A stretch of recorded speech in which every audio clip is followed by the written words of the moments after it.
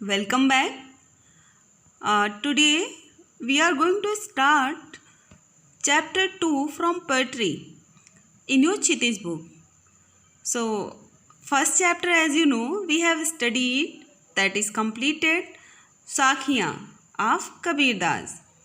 So, let's begin your chapter. Take your book and open chapter 2, Kavya Khand. This is Vak, written by Lalat. तो पहले पाठ में हमने कबीर दास जी की साखियों के बारे में पढ़ा था and this is chapter 2 of काव्य खंड। In this chapter we will learn about Vakh written by ललत। So in short first I want to introduce about this topic. Vakh Kashmiri कवित्री ललत के द्वारा लिखा गया है। वाक का कश्मीरी भाषा में अर्थ होता है वाणी। ठीक है, तो एक तरीके से ये कवित्री की वाणी है या उसकी मन की बात है जो उसने इन पंक्तियों के माध्यम से आपके समक्ष प्रस्तुत की है।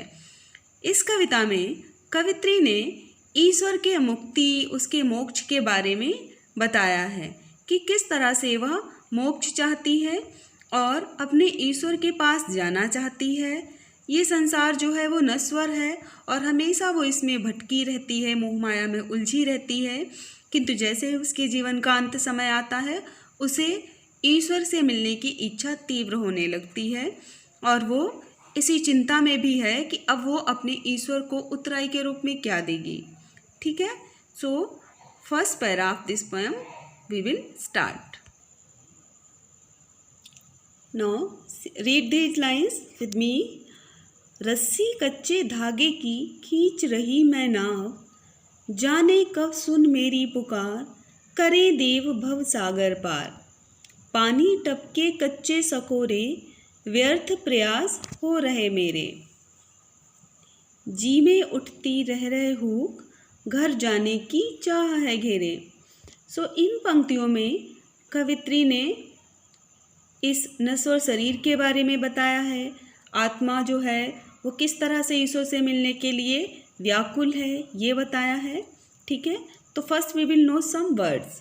कच्चे धागे, कमज़ोर सहारा या कोई रस्सी जो हमारे इस शरीर रूपी नाव को खींच रही है। ठीक है, प्राण जीवन, देव परमात्मा ईश्वर के लिए प्रयोग हुआ है और भवसागर ये संसार है, जो संसार रूपी समुद्र है इसे भवसागर अर्थात भावनाओं का सागर। सकोरे मिट्टी का बर्तन, मिट्टी के पात्र जिसमें पानी या दूध पिया जाता है। ठीक है, जो कच्ची मिट्टी का बना हो। व्यर्थ बेकार, हुक का मतलब है वेदना या तड़प या टीस जो कभी पीड़ा के कारण मन में उठती है। ठीक है, सो नाउ स्टार्ट। रस्सी कच्चे धागे की खींच रही मैं नाव। ये जो सांसों रूपी हमारी जो सांसें हैं वो कच्चे धागे के समान हैं और ये हमारे इस नाव रूपी शरीर को खींचे जा रही हैं। और जाने कब सुन मेरी पुकार, पता नहीं ईश्वर मेरी इस पुकार को कब सुनेंगे। कवित्री कब से ईश्वर को पुकार रही है और मुझे इस भव सागर से वह पार करेंगे। वो अपने देवता, अपने ईश्वर को पुकार रही है, उनसे प्रार्थना करती है कि वह आकर उसे इस भव सागर से पार करा दे अर्थात उसे मोक्ष प्राप्त करा दे, किंतु वो उसकी पुकार नहीं सुन रहे हैं। Third line. पानी टपके कच्चे सकोरे, जिस तरह से कच्ची मिट्टी के बर्तन से पानी टपक जाता है।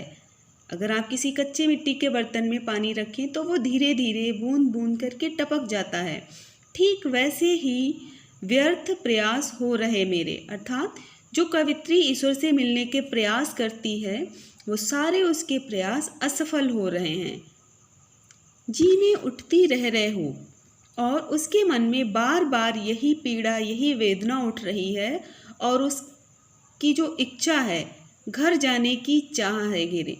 यहाँ पे घर उसने ईश्वर के पास जाने को कहा है, घर उसका ईश्वर का घर।